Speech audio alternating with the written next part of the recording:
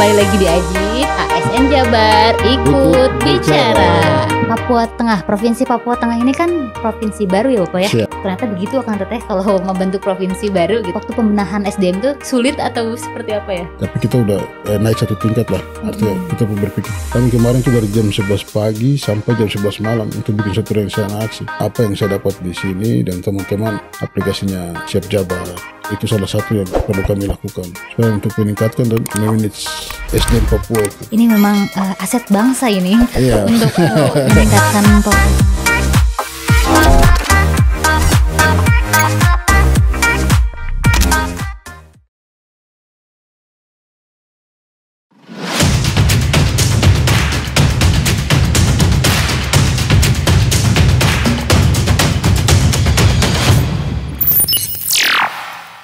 Assalamualaikum warahmatullahi wabarakatuh, Kang Teteh. Kembali lagi di Ajit ASN Jabar ikut bicara. Alhamdulillah Kang Teteh ketemu lagi sama saya Farisa Ulfa dari BKD Jabar. Kang Teteh, hari ini kita kedatangan tamu istimewa jauh-jauh dari Papua Tengah. Perkenalkan Bapak John Misiro, Eshut MSI. Wah, selamat datang di Bandung Bapak. Terima kasih. Bapak, ini saya baca biografi dulu ya Kang Teteh. Beliau adalah Kepala Seksi Reboisasi Hutan dan Lahan Daerah Aliran Sungai, Dinas Lingkungan Hidup, Kehutanan dan Pertanahan Provinsi Papua Tengah. Wah, Bapak, selamat datang Bapak di Bandung, di BKD Jabar. Terima kasih. Ya. Beliau ini Kang Teteh adalah peserta program magang ya Pak, Ya. program magang ASN dari LAN RI. Ya. Bisa. Tapi kita ngobrol-ngobrol dulu tentang ini ya Pak ya, tentang Papua Tengah. Provinsi Papua Tengah ini kan provinsi baru ya Bapak ya? Siap, benar. Bapak tadi juga cerita kalau ini dinas-dinasnya masih disatu-satuin ya Pak ya? Karena itu dia ada keterbatasan, mungkin karena pembentukan tata pemerintahan baru ya Pak ya? Iya, tetap baru. Papua Tengah ini merupakan amanah dari Undang-Undang Republik Indonesia tahun 2022 nomor 15 Kang Teteh. Betul. Wah, dibentuk Provinsi Papua Tengah. Dulu kayak gimana sih Pak? Aku nggak kebayang deh kalau membentuk pemerintahan baru itu apa dulu yang mau dilakuin oleh ASN sana? Iya, biasa itulah kita kan juga baru pertama juga disatukan dalam satu provinsi yang baru sesuai dengan amanat undang-undang. Jadi memang agak repot, agak berat juga karena dari masing-masing instansi. Seperti kami kan dari kabupaten berbeda-beda juga di Papua. Ada juga dari kementerian juga mereka bergabung, ada juga dari Papua Indu, ada dari kabupaten masing-masing yang sekarang Provinsi Papua Tengah berdiri kan. Itu mereka juga bergabung, jadi sinkronisasinya itu agak repot, agak berat. Karena masing-masing datang dengan mereka punya prinsip tata kerja sesuai dengan tempat mereka kerja awal kan. Jadi kita padukan itu agak repot, agak berat memang. Oh, Bapak sebelum di dinas kehutanan ini, dinas lingkungan hidup kehutanan ini, berarti Bapak dulunya sebelum di provinsi Papua Tengah, berarti di mana Pak? Apakah dinasnya sama atau gimana? Ya, saya memang sebenarnya tuh pertamanya bukan dari Nabire, provinsi Papua Tengah, saya kan dari Papua Selatan sebenarnya, dari Kabupaten Asmat. Cuma saya asli Nabire, jadi pas provinsi Papua Tengah berdiri di daerah saya di Nabire juga, makanya saya pindah dari Papua Selatan. Kabupaten Asmat, saya pindah ke Nabire tahun 2023.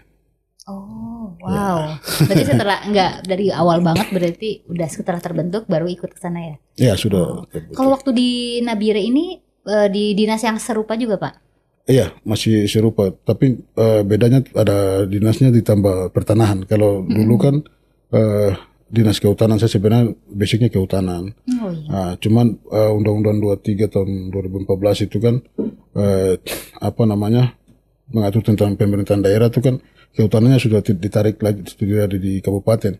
Makanya kita dari kehutanan dilebur ke dinas lingkungan hidup. Makanya saya dari 2014 itu sudah di dinas lingkungan hidup sampai pindah ke Provinsi Papua Tengah. Pas di sana juga ada dinas lingkungan hidup. Dan memang waktu kita pindah kan mereka tempatkan kita sesuai dengan daerah tempat kita tugas awal daerah kan, di daerah seperti dinas awal macam. Kalau ada yang di Bapeda di kabupaten, waktu pindah ke provinsi ya tetap juga di situ langsung untuk di situ. Nanti proses ke depan mungkin ada pelantikan atau jabatan-jabatan baru dipindahkan lagi. Oke. Dengan mungkin pertimbangan kemudahan adaptasi ya Pak dalam melakukan tugas. Benar. Wow. Berarti Bapak tadi udah cerita tentang ternyata begitu Akang Teteh kalau membentuk provinsi baru gitu. Pembentukan SDM-nya seperti itu. Terus betul. Ada juga yang memang dipindahkan berdasarkan tadi dinasnya, terus kemudian asli daerah sana. Wow. Itu Pak, menurut Bapak gimana sih Pak? Waktu pembenahan SDM tuh sulit atau seperti apa ya? Ya sebenarnya kalau ya kita bilang sulit juga sih. Sulit gampang lah. Memang banyak minat yang mau masuk. Tapi sebenarnya dari awal itu kan udah dikasih ruang untuk teman-teman di daerah bisa bergabung. Cuma kadang mereka udah nyaman di daerahnya, itu mereka tidak bisa berpikir untuk berkembang. Itu salah satu kunci yang memang kita lemah di situ. Tetapi kalau anak-anak yang muda, kalau memang sudah umur ASN udah umur untuk mau pensiun tinggal 2-3 tahun, ngapain pindah. Tetapi yang lebih fokus itu sebaiknya itu anak-anak putra daerah asli yang ASN-nya masih ya 10-11 tahun baru pensiun. Saya rasa kalau mereka pindah itu lebih berkembang, karena pengalaman saya rasa seperti itu. Walaupun saya 2 tahun di provinsi, tapi daya bersaing, daya berpikir itu beda waktu kami di kabupaten. Bukannya saya menilaikan kabupaten, tapi kita udah naik satu tingkat lah. Artinya kita cara berpikir juga harus kejar cepat. Karena wilayah juga yang digarap ya Pak mungkin lebih luas, lebih bervariasi. Benar. Betul. Jadi membutuhkan pola pikir yang mungkin berbeda juga. Iya, betul. Apalagi ini kondisinya adalah tiba-tiba banyak orang yang berbeda-beda wilayah terus kemudian disatukan tempat. Iya, betul. Itu pasti ada tantangannya Pak ya dalam berkomunikasi mungkin. Iya, betul. Apalagi bekerja sama. Iya. Seperti apa Pak ceritanya? Iya. Nggak jauh-jauh juga. Contoh kita satu kelompok sekarang 5 orang dari LAN sampaikan waktu itu agak berdebat. Mungkin Papua Tengah sama Papua Barat yang kemarin udah pernah sekali di sini itu kan dibuat rencana aksi kan individu. Nah, kita kemarin agak debat sedikit di LAN sebelum ke daerah. Ada yang bilang satu individu, ada yang bilang kelompok. Ya udah, akhirnya keputusannya suara terbanyak kelompok. Ya kami sini ya dibuat kelompok. Nah sudah, tapi mungkin pemikiran mereka bahwa kelompok itu kan lebih ringan. Betul. Segala sesuatu kita kerja, tetapi itu kita kerja apa dulu. Kalau soal kita menyusun suatu rencana kayak begini, kita mau yang repotnya kita padukan pemikiran yang sama itu dari 5 orang ini aja. Aduh ribet. Kami kemarin tuh dari jam 11 pagi sampai jam 11 malam untuk bikin satu rencana aksi. Wow. Nah, coba kalau seandainya satu orang, saya dengan mentor kan enak. Oh Pak ganti ini. Ini kan 5 orang. Jadi sama aja kalau macam SDM di sana. Iya kan? Baru ngerjain rencana aksi. Kalau kita satu kabupaten, ya mungkin kondisinya kita sudah tahu sama-sama bersama mungkin cepat. Tetapi kalau macam ASN di provinsi kan berbagai macam daerah datang. Kabupaten yang latar belakang beda dari kementerian, itu otomatis cara berpikir beda. Jadi kita memadukan ASN itu untuk mengikut alur itu agak berat memang, agak repot. Tapi lambat laun pelan kami mulai benahi. Sebenarnya bukan bagian kita di, tapi ya begitu. Tapi ya pengalaman sangat luar biasa di sini jadi untuk kami. Itu tuh baru istilahnya miniatur ya Pak dari kerja kelompok. Itu yang kecil aja tuh, itu agak repot bener itu 5 orang. Nggak kebayang dalam satu instansi misalnya, satu provinsi 1000 lebih. Aduh. Wow. Terus kalau Pak selama magang nih Pak, magang ASN ini ada pengalaman menarik nggak yang bisa dibagiin sama Akang Teteh? Iya, kalau kita kan masing-masing sektor kan ada dari Bapeda, ada dari lingkungan hidup, kehutanan, ada juga dari pertambangan, terus ada dari perikanan kelautan, teman-teman yang datang 5 orang di sini. Jadi kalau saya mungkin di Bapeda memang perencanaannya untuk Bapeda Provinsi Jawa Barat luar biasa benar. Seandainya kemarin saya tidak ikut, berarti saya ketinggalan. Jadi saya bersyukur sama Tuhan bahwa masih diberi kesempatan untuk saya ikut biar berkembang. Dan apa yang saya dapat di sini dan teman-teman kita semua kaget. Seperti apa Pak kagetnya? Seperti macam salah satunya seperti program yang aplikasinya Siap Jabar. Oh itu luar biasa memang. Itu salah satu yang perlu kami lakukan di Papua Tengah. supaya untuk meningkatkan dan memanage SDM Papua itu. Betul. Karena pusat pemerintahan kan di Papua, di pemerintahan itu kan di SDM-nya. Betul. Sekalipun anggarannya sampai miliaran triliun juga, tetapi kalau SDM-nya untuk yang bekerja, untuk bagaimana caranya untuk distribusi ke masyarakat dan program kerja dan perencanaan kalau kurang bagus dan SDM rendah, saya rasa sia-sia percuma dan kami akan tinggal. Kami tertinggi mungkin untuk pendapatan karena kami punya Freeport. Freeport kan masuk di Papua Tengah di Timika. Timika salah satu kabupaten yang masuk di Papua Tengah. Luar biasa dia sangat mensuplai, tapi SDM itu kalau rendah dari kita ASEAN di dalam birokrasi sama saja. Wow. Jadi dengan magang ini intinya melihat bahwa di kondisi realita di lapangan mungkin ya Pak ya. Iya, benar. Dari instansi lain seperti apa gitu. Iya. Terus bisa ngebandingin juga apa yang bisa dilakukan di daerah asal gitu. Siap. Oke. Mungkin kalau saya sektor kehutanan aja, kami di sana memang mungkin cara berpikir atau mungkin pandangan orang bahwa hutan kami luas. Betul. Iya toh. Jadi kami punya dinas kehutanan ada, tetapi kami tidak punya UPT seperti Jawa Barat. Jawa Barat kan punya UPT daerah yang untuk sertifikasi dan pembibitan. Perbenihan itu kan, itu kami harus dari sekarang udah tanam. Supaya jangan kami pas hutan sudah habis baru kita baru mau tanam. Itu yang poin itu yang itu yang saya bikin. Kan kita juga ada laporan kelompok, tetapi di bab 4 itu kan ada rencana aksi individu. Itu yang saya memasukkan yang itu. Artinya bagaimana caranya ya, Ibu Gubernur, si Kepala Dinas, kami coba untuk saya masukkan untuk Kepala Dinas bagaimana caranya supaya kami pembentukan UPTD. Betul. Itu sangat ya. Lebih terfokus juga ya Pak ya. Ya UPTD supaya dia jangan ini biar orang hutannya tetap terjaga. Dari sekarang kita tanam kan besok dia udah seperti sekarang ini hutannya kan. Tapi kita sekarang posisinya tinggal tebang terus besok udah habis baru kita mulai tanam kan lucu. Iya. Ya, wow. gitu. Tapi hutan di sana memang masih luas gitu. Masih utuh. Kalau hutan di sana masih utuh masih. Makanya kemarin ini saya berpikir saja kalau kan saya dinas lingkungan hidup kehutanan dan pertanahan. Saya pikir saya ambil tulisan tentang apa, saya lebih fokus di mana. Karena untuk bicara hutan berarti hutan Papua lebih bagus dari, mohon maaf ya, dengan Jawa Barat masih utuh. Kalau saya bicara Papua hutannya bagaimana? Kalau lingkungan ya saya lebih berpikir lingkungan karena kami kan DOB baru. Jadi sebelum lingkungannya hancur, mendingan saya jaga lingkungan dulu, kan berkembang kan. Tetapi kembali ke tupoksi basic saya kehutanan ya.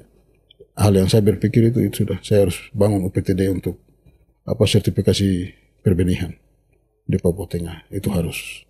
Lagi-lagi untuk menjaga kelestarian kelestarian hutan.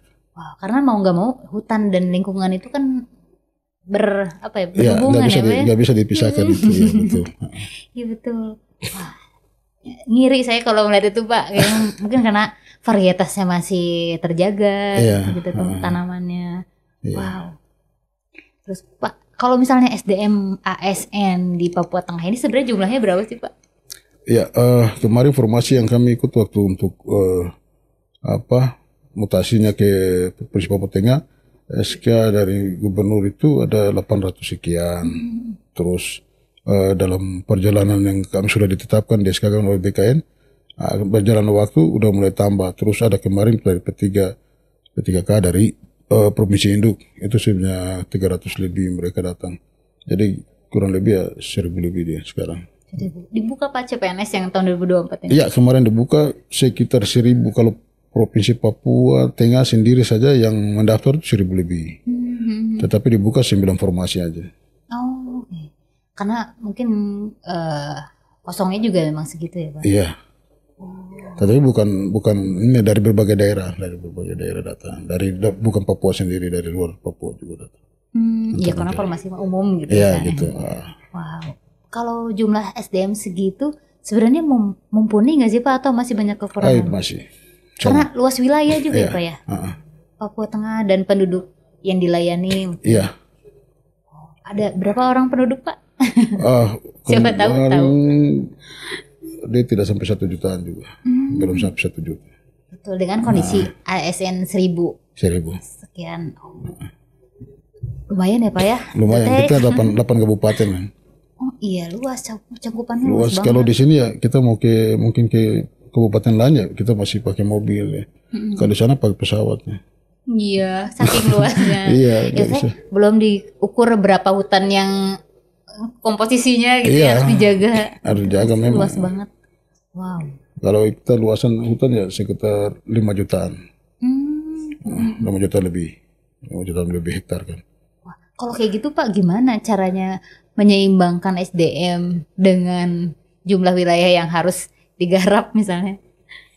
Ya sebenarnya SDM itu yang saya bilang kan birokrasi kan lahir dulu dari kami di pemerintahan dulu. Baru kami bekerja untuk ke masyarakat. Tapi kemarin saya pelajari di sini banyak masyarakat di sini yang luar biasa, mereka bergerak dari kesadaran sendiri. Salah satu poin yang saya ingat yang sampai itu harus dilakukan itu seperti Jawa Barat sudah instruksi kesadaran masyarakat bahwa mungkin waktu kenaikan pangkat atau di ulang tahun dia kan tanam pohon. Itu luar biasa hal yang saya ya benar-benar. Ya saya dia rasa bangga, rasa terima kasih ya dia lakukan dengan hal itu. Kembali ke alam, terima kasihnya. Iya, terima kasih karena alam yang membentuk dia kan jadi. Tapi mau nggak mau upaya kayak gitu mungkin meningkatkan kepedulian terhadap terhadap alam gitu ya. Iya. Kebayang sih nambah usia gitu, nambah juga kepedulian kita ke lingkungan. Saya dengar pas kebetulan kan Dede yang pendamping kemarin kan ulang tahun, dia ulang tahun kemarin, jadi pas ngobrol-ngobrol saya jangan lupa tanam pohon. Siap. Dia pas ulang tahun kan kemarin kan Dede dari Bapeda pendamping kita kan ulang tahun, jangan lupa tanam pohon ya, benar, siap. Itu hal yang luar biasa memang. Tidak terbayang kok bisa sampai ke situ. Berkesan banget. Iya. Wow. Kalau di Papua Tengah sendiri Pak, pengembangan kompetensinya itu seperti apa? Kompetensi ya bagaimana ya? Kalau kami di Papua Tengah ya kami lebih ini ya. Artinya ini saya bicara masih dinas ya. Kalau macam sudah itu ya siapa yang dia lebih nampak atau lebih reaksi bisa menimbulkan, bisa memimpin, terus cara kerjanya itu bersaing, memang kita bersaing. Cuman tenang kutip memang ada dari kekeluargaan masih kuat. Artinya kan ini saudara saya, ini adik saya, ini itu yang hal-hal itu yang perlu bagaimana ya, perlu dihilangkan. Dan yang paling ini, mohon maaf, dan ini memang ini bukan hal yang baru politiknya. Kalau politik sudah masuk di birokrasi ya biar dia mahir dalam hal itu dan dia bisa memajukan daerah. Tetap kalau politik udah maju anda usah pakai dia, kemarin dia di sebelah itu gitu sih. Itu hal yang memang kami alami terus di Papua seperti itu. Makanya kemarin waktu kesempatan kami ketemu dengan Pak Billy yang asisten kan atau tidak salah Pak Presiden Pak Billy Mambrasar kan dari Papua itu. Hal itu saya sampaikan, tolonglah buat atau terobosan atau apa ya yang mengikat itu supaya jangan kayak itu kan begini. Sebenarnya kita dilantik sekarang 6 bulan atau kita baru membentuk suatu program yang akan memajukan. Tapi dengan politiknya kita diganti lagi besok, dipindahkan lagi. Nah program kan udah kasihan, udah maju langsung diganti orang otomatis pemikiran yang baru kan dia ganti lagi, maunya dia begini lagi akhirnya ya begitu tuh. Ya mungkin banyak program-program yang sebenarnya belum running well gitu ya Pak ya. Iya. Berarti termasuk cepat gitu proses promosi mutasi. Cepat itu tergantung pimpinannya ya, kepala daerah. Seiring dengan berjalannya perbaikan sistem merit mungkin ya Pak. Jadi proses promosi mutasi nanti akan berjalan lebih baik. Iya, begitu. Wow, semoga dengan adanya banyak magang juga berdampak positif sangat berdampak. Bapak magang di Pemprov Jabar berapa lama ini? 3 minggu. 3 minggu. Ya ini ya pas tanggal 20 pas 3 minggu. Tadi juga diceritakan di belakang layarnya Kang Teteh kalau programnya itu dari LAN yang memfasilitasi apa ya? Ya, LAN fasilitasi. Dari awal ada sistemnya kayak pembekalan, terus kemudian turun ke lapangannya langsung ke masing-masing. Benar. Total berapa orang Pak yang ikut magang di program LAN ini? Ya, kita 40 orang. Sebenarnya kita kemarin seleksi ya lumayan banyak, cuman mereka lihat dari hasil kami seleksi di 40 orang, saya kotanya 40 orang.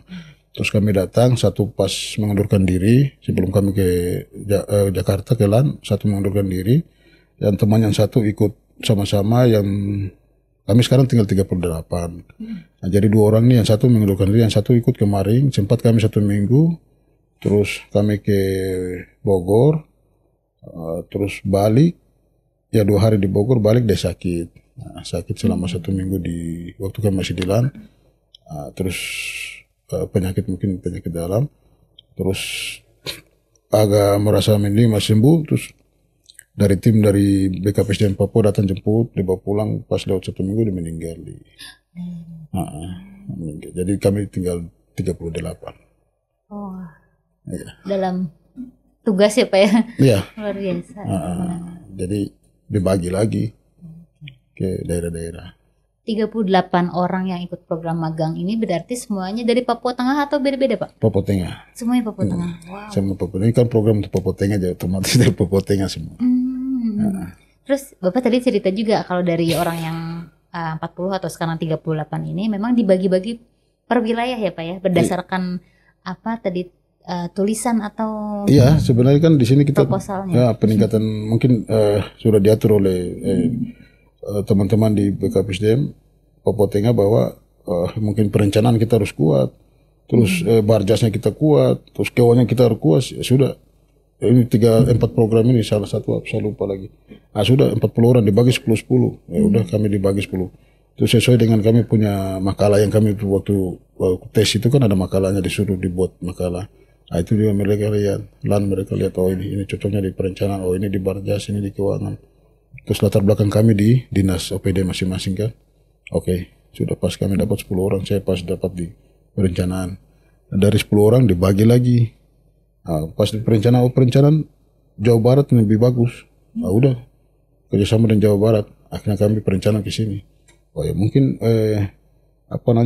Barat Najasa mungkin Banyuwangi atau Jogja, udah dibagi begitu. Jadi kami ikut saja. Terus kami 10 orang dibagi lagi 5 ke Malang. Yang perencanaan 10 orang, 5 ke Malang, kami ke Jawa Barat. Gitu. Dan gak cuma di Bapeda aja ya Pak ya, karena titik fokusnya adalah perencanaan. Iya. Tapi Bapak juga dikirim ke dinas teknis gitu, Dinas dalam teknis, hal benar. ini dinas kehutanan. Sudah. Kalau di kehutanan berarti cuma Bapak aja nih yang dikirim ke dinas kehutanan? Iya, sendiri. Jadi pas 1 minggu pertama kami setelah pembukaan di Gedung Sate, terus langsung kami berapa jam di Bapeda, sampai pas 1 minggu yang berikut kan kami di sini 3 minggu ya, minggu kedua langsung ke daerah masing-masing, ke OPD masing-masing. Ya usah di kehutanan, ada yang ke perikanan, ada yang ke UKM, ya sudah pilih-pilih. Saya karena pas di sana dinasnya digabung, dinas lingkungan hidup, kehutanan, pertanian, jadi saya ke kehutanan 2 hari, terus saya ke lingkungan hidup 2 hari. Yang ke pertanian saya udah 1 hari tanggung, udah saya cuma buat laporan di hari Jumat. Oh, jadi menyeluruh juga ya Pak? Iya, jadi ambil. pembelajarannya. Wow. Apa yang didapatkan selama 3 minggu ini Pak? Cukup nggak? Mau ditambah lagi? Sebenarnya sih, kalau bagi saya itu saya rasa tambah sebenarnya, waktunya terlalu mepet. Kami belum bagaimana ya? Belum paham, bukan belum paham sih, sebenarnya mulai berjalan kami udah mulai menyatu dengan ini, tapi terbatas waktu jadi kami kejar. Betul, karena ada proses adaptasi dulu ya Pak Iya, ya. Ketika kita udah bisa menerima misalnya, udah harus pergi lagi. benar.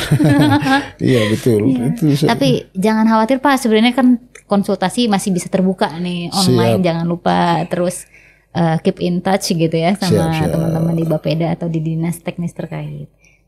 memang udah dari awal memang udah ada rencana untuk kami sampaikan kami tekankan kerjasama. Betul. MOU dengan Jawa Barat, Provinsi Papua Tengah dengan Provinsi Jawa Barat, dan sudah siap untuk supaya hal-hal yang kayak tadi biar langsung ke sini aja, nggak usah pakai perantara lagi, langsung Jawa Barat dan Jawa Tengah, Jawa Barat dan Jawa Tengah langsung kan Itu tidak mulai perantara lagi. Betul. Itu lebih mempersingkat waktu dan birokrasi cepat. Gitu. Iya, mudah-mudahan semakin nanti kalau ada perjanjian kerjasama yang terbentuk ya Pak ya, semakin banyak juga yang bisa kami berikan gitu untuk Papua Tengah. Betul. Itu memang harus. Pak, terus rencananya Pak begitu kembali kerja ke Papua Tengah ini apa dulu yang mau dilakuin nih? Ya saya paling balik Papua Tengah yang pertama saya lakukan ya itu sudah. Tadi saya paling ketemu kepala dinas. Kami laporkan yang mewakili kami 3 orang dari dinas lingkungan hidup. Kebetulan ada 3 orang yang ikut magang. Tapi ada yang di Barjas, ada di Keuangan. Mereka juga terpisah. Itu rencana kami balik paling otomatis lapor ke kepala dinas, pimpinan bahwa ini loh program-program kami yang kami terima dan ini yang bisa kami sesuaikan dengan daerah kita. Kan tidak bisa kami ambil semua. Seperti yang siap Jabar. Itu konektivitas internet di sana juga kan agak repot. Jadi itu hal itu mungkin pelan-pelan kami benahi. Bertahap ya Pak ya? Tetapi mungkin yang secara langsung di lapangan ya mungkin kehutanan. Itu yang seperti tadi saya sampaikan bahwa saya akan berusaha bagaimana untuk saya langsung menangani langsung untuk sertifikasi UPTD itu kami buka PTD. Artinya itu berpeluang besar untuk alam, tetapi juga untuk tenaga kerja untuk pengangguran kami coba bagaimana terus masyarakat lokal mereka bisa buat persemaian kan SDM-nya mungkin tidak sekolah tetapi dengan cara itu dia juga bisa mendapatkan uang untuk peningkatan ekonomi. Jadi saya rasa itu poin yang sangat bagus untuk saya akan buat di Papua Tengah. Udah siap ini kembali ke Papua Tengah. Siap. Wah, ini memang aset bangsa ini untuk meningkatkan Papua Tengah. Siap, benar. Wow, tidak ngadi-ngadi ya Kang Teteh. Coba dari sekian banyak yang diseleksi ini terpilih untuk program magang dan mudah-mudahan kita doakan supaya program yang sudah disusun bisa lancar Pak diaplikasikan di sana. Benar, dan ini salah satu program yang dikhususkan untuk orang asli Papua sebenarnya yang di birokrasi. Jadi ini luar biasa program pemerintah, saya sangat salut. Jadi tidak di ini untuk yang dari luar sebenarnya. Jadi ini yang datang semua orang asli Papua. Iya, karena harus. Iya meningkatkan, mempercepat. Fokus ya Pak ya malah belajarnya juga. Ada lagi Pak terkait program magang yang mau diobrolin atau mau diceritain sama Kang Teteh? Ya sebenarnya teman-teman terutama di Bapeda sangat luar biasa. Bapeda. Terus yang saya terkesan sekali itu waktu setelah pembukaan terus kami mengikuti mengikuti Pak Setiawan dari jalan dia di gedung sate kan tempat kerja luar biasa dia mempersempit memberikan keluasan bagi ASN-nya yang bekerja itu jadi tidak kayak kami di Papua kan meja ini khusus dia pokoknya apapun dia saja. Fleksibel ya. Kalau di sini kan duduk di sana kan di sana mau di mana. Jadi bebas enak. Saya lihat wah artinya kan tidak tertutup. Dia berpikirnya luas dia bebas. Gitu. Jadi dengan harapan kalau semakin fleksibel dalam bekerja juga fleksibel dalam berpikir ide-ide ya Pak. Betul. Akan diaplikasikan Pak di sana? Bertahap mungkin ya. Bertahap. Iya Pak, perubahan karena nggak bisa serta-merta langsung juga ya. Terus satunya yang agak saya kok bisa? Saya juga baru tahu kalau memang cara berpakaian ke dinas kan. Kok di sini hari Selasa kan baju apa? Casual, smart casual. Iya, kotak-kotak apa? Kok tidak ikut aturan? Kemarin baru nggak ada aturan. Ya itu kan masing-masing keputusan dari pimpinan kepala daerah kan. Biar kita jangan terlalu itu kan artinya kita kaku, ya, benar. Betul. Berkali-kali memang dulu zamannya Pergub masih Pak Ridwan Kamil dan Pak Sekda Pak Iwan memang dititik beratkan itu Pak fleksibilitas ASN. Sangat luar biasa jadi enak lah kita bekerja tidak terlalu tertekan kita harus ini pasnya bajunya tidak siap akhirnya tidak kantor itu kan hal-hal kecil itu kan saya rasa kurang pas jadi fleksibel santai ikuti di sini hal-hal kecil tapi sangat berpengaruh itu Oke. Dan itu hanya bisa didapatkan dengan datang langsung menjadi peserta magang. itu kalau tidak ya nggak pernah saya tahu. Ini kita udah ngobrolin tentang magangnya seru banget nih Pak. Nah sekarang kita giliran pengen tahu dong Pak tentang Papua Tengah ini. Sektor pariwisatanya itu kalau Papua Tengah apa Pak yang menonjol? Kebetulan kami di sana ada 8 kabupaten yang berhadapan langsung dengan laut itu 2 Kabupaten Mimika dengan Kabupaten Abire, ibu kota Provinsi Papua Tengah.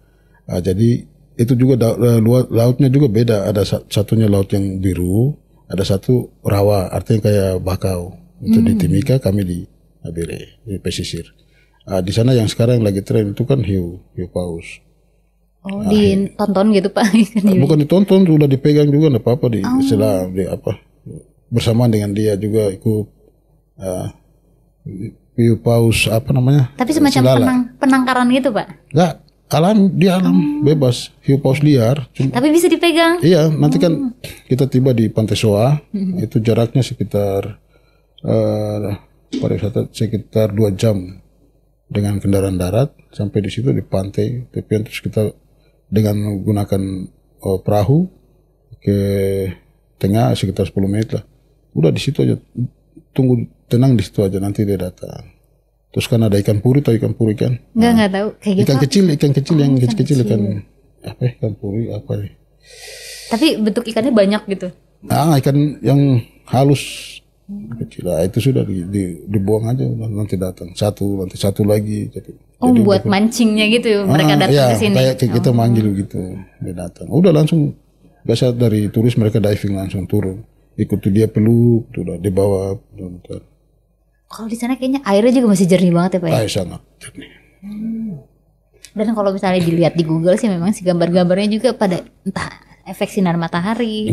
Gimana bagus banget ya. Ada asli juga, ada yang kemarin kan sempat kami juga ada ngobrol bareng di Bapeda kan, kami tampilkan, mereka minta untuk tampilkannya, kami tampilkan di alamnya kayak gimana? Iya. Dan kekayaan alamnya. Salah satunya kami dan itu juga untuk pariwisata memang salah satu aksi dari kami kelompok itu tentang pariwisata. Karena memang potensial banget ya Pak ya untuk di sana juga. Selain pantai dan rawa tadi ya Pak bentuknya, ada apa lagi Pak? Ya paling di sana ada noken. Noken itu kan terbuat dari anggrek. Noken itu noken tas, sorry. Oh tas. Tas, tapi kalau kita bahasa sehari-hari di sana noken tas kecil. Tapi tas terbuat kecil. dari anggrek. Anggrek, ada dari kulit kayu. Itu yang cuma harganya agak. Oleh-olehnya itu Pak ya, kerajinan tangannya. Iya, kerajinan tangan, terus ya makanan khasnya ya sagu. Kalau makanan khasnya apa Pak? Papeda sama? Papeda, benar. Tapi kayaknya ikan-ikan di sana seger banget ya kayaknya ya. Iya. Iya. Betul. Soalnya saya selama di Bandung gak nemu seafood yang enak Pak. Kalau di sana kayaknya seger-seger banget ya. Segar. Itu dari laut, kadang kita mancing sendiri, kalau apa, terus kita ambil sendiri dari alam. Langsung. Jadi mungkin hal yang membuat kami juga santai, orang Papua itu kan santai. Karena alam sudah disediakan. Betul. Jadi kami untuk berpacu untuk mendapat hal yang baru atau untuk menjadi tabungan kami atau kesiapan kami untuk ke depan itu nggak ada, jarang. Jadi kan alam sudah siapkan. Mau makan apa naik ke hutan ambil. Mau makan hewan apa naik berburu ambil. Kalau di daerah lain kan macam di sini contohnya ya, mau kemana itu tempatnya orang. Iya. Kalau di sana kan hutan mencari ya nggak apa-apa. Mau ke laut juga sampai di mana terserah. Jadi itu salah satu yang pemikiran saya kan, semua sudah dimanjakan oleh alam. Jadi berpikir untuk ke depannya agak pelan dia. Tetapi kalau udah macam kami udah datang ke sini, perbedaannya begitu ya. Kita tidak boleh lepas. Benar sih. Aku jadi baru kepikiran juga Pak, kayak misalnya kita mau makan apa, ya kerja dulu misalnya. Apa yang ngelakuin apa dulu gitu supaya menghasilkan uang. Mungkin bisa juga dari situ ya Pak ya. Iya. Filosofi kehidupannya. Iya, jadi saya lihat seperti itu perbedaannya. Karena semua luas kan. Ya gitu lah, mau ambil apa juga bisa terserah. Terus kita berpacu dengan waktu kalau di sini. Kerja mungkin yang 1 jam sama yang upahnya setengah jam beda kayak gitu-gitu. Kayak kita di sana sagu tumbuh sekarang, udah dari alam. Kita tebang di sini ambil makan. Yang sana udah tumbuh sendiri kan. Kita balik juga yang ini dulu sudah tumbuh lagi, ambil lagi. Mungkin di sini kita ambil sekarang, kita sebagai orang tua, besok anak kita yang ambil. Jadi berputar saja gitu. Jadi santai aja. Tapi seiring dengan perkembangan dan perubahan alam juga mungkin harus mau nggak mau berubah juga ya kebiasaannya. Itu harus, dan itu wajib. Bukan harus, cuma wajib. Jadi terus disiapin dari sekarang dari gitu. Sekarang. Wow. Begitu. Kalau potensi pariwisatanya ada apa yang sifatnya hutan gitu? Ada. Apa misalnya? Ada di Timika, ada terus di Timika itu bakaunya. Hutan bakau itu sangat luas. Papua itu dikenal hutan bakau yang terluas itu kan di bagian selatan. Dari Kaimana sampai di Merauke. Di Papua Selatan kan jadi masuk Asmat, Timika sampai di Merauke. Itu yang Kalau di sana bentuknya kayak ini nggak sih Pak, wisata hutannya? Kalau di sini banyak dikelola perhutani. Nah, di sana itu kan hutan alam dia.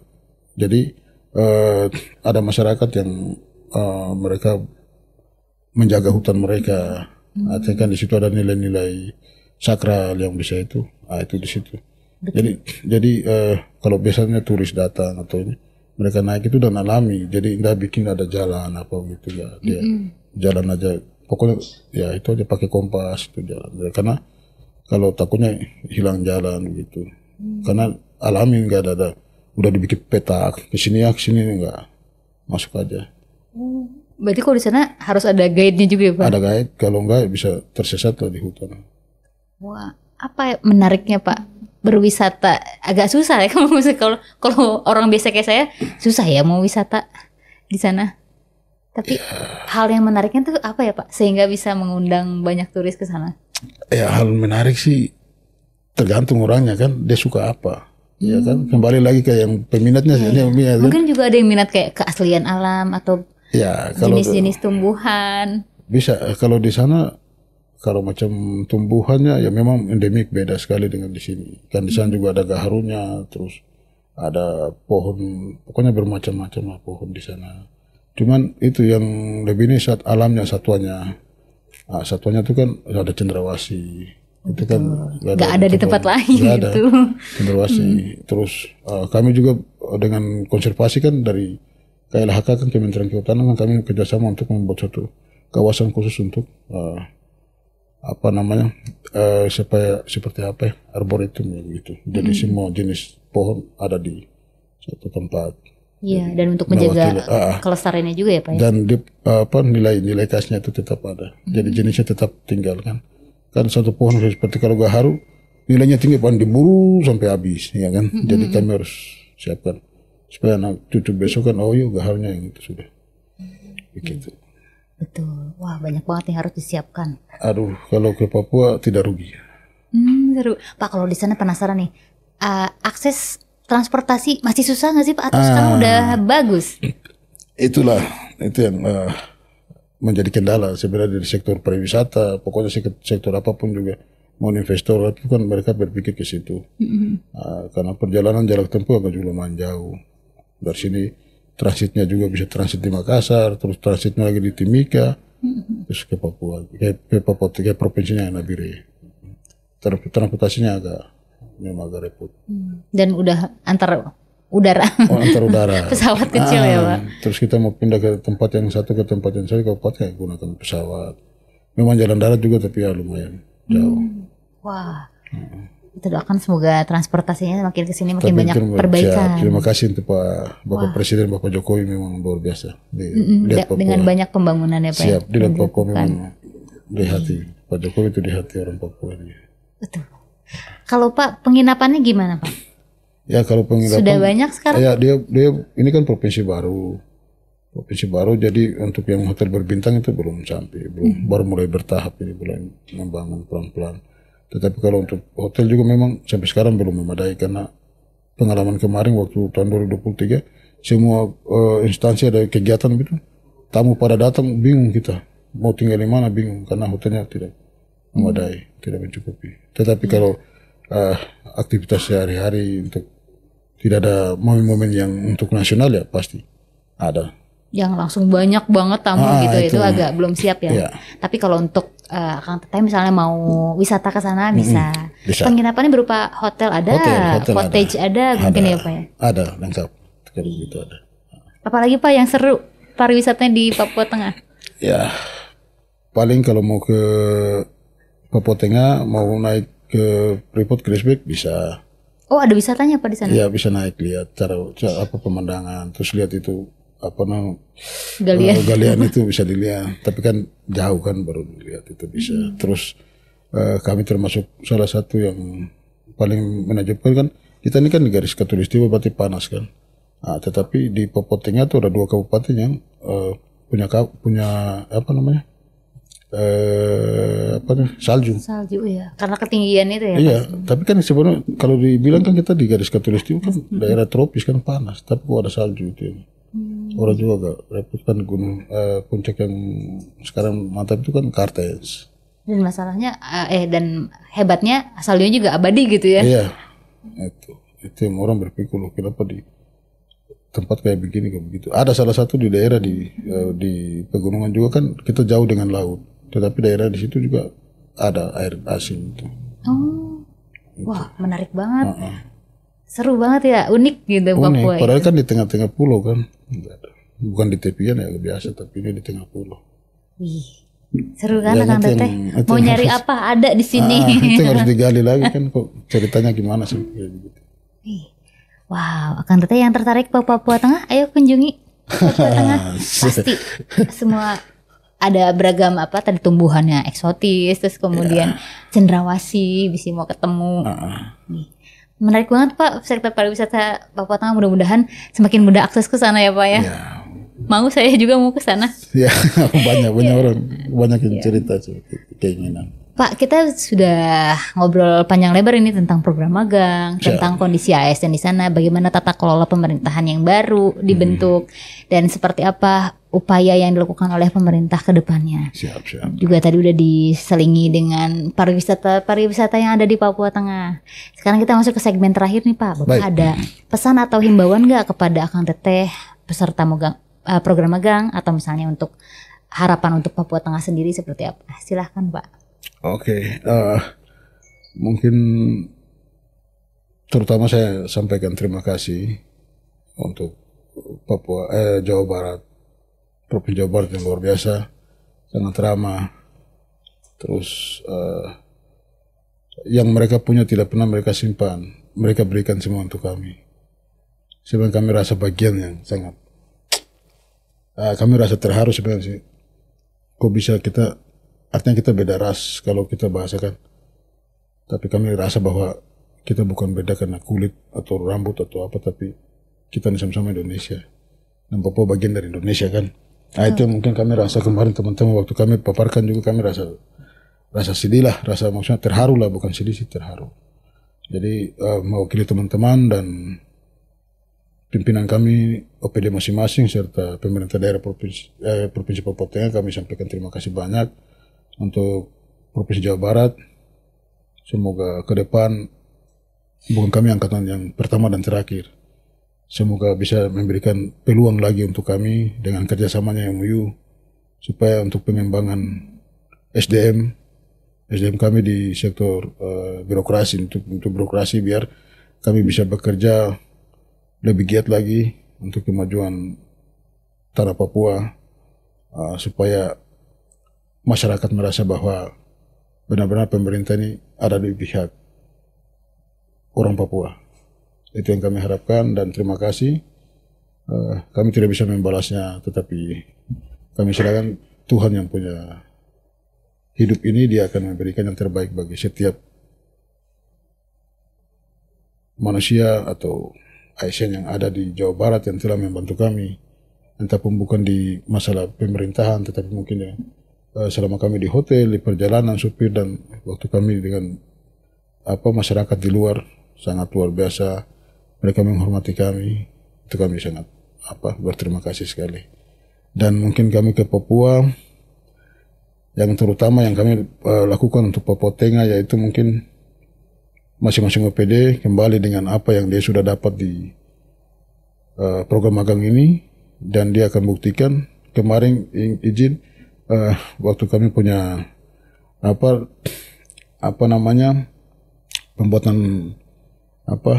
rencana aksi itu kan di bawah ada saran itu kan, saya bilang masukkan 2 poin bahwa kalau bisa LAN perhatikan terus supaya aksi yang kami dapat dan kami lakukan di sana harus dipertanggungjawabkan, dilakukan terus, dan kalau memang ada yang berhasil bisa diberikan penghargaan supaya bermotivasi untuk yang berikutnya. Tapi kalau cuma kami datang terus pulang, nggak dikawal terus, ya sama saja, nggak akan berhasil, nggak ada bukti. Dan kita sama saya habiskan anggaran percuma nggak ada apa-apa.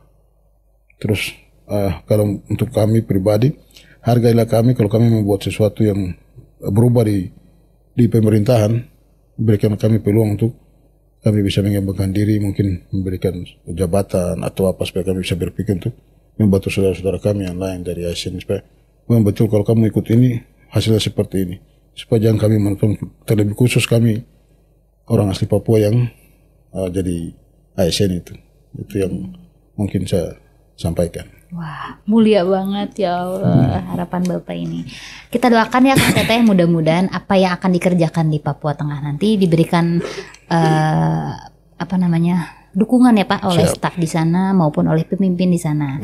Mudah-mudahan apa yang direncanakan untuk dilakukan di Papua Tengah nanti, terus kemudian apa yang dipelajari di sini bisa bermanfaat di sana ya Pak. Sangat luar biasa. Terima kasih Bapak John atas seru-serunya kita cerita hari ini tentang Papua Tengah. Baik Kakang Teteh, jangan lupa like, subscribe, komen, dan follow sosmednya BKD Jabar dan Papua Tengah. Kakang Teteh, sampai ketemu lagi di informasi selanjutnya hanya di Ajib ASN Jabar ikut bicara.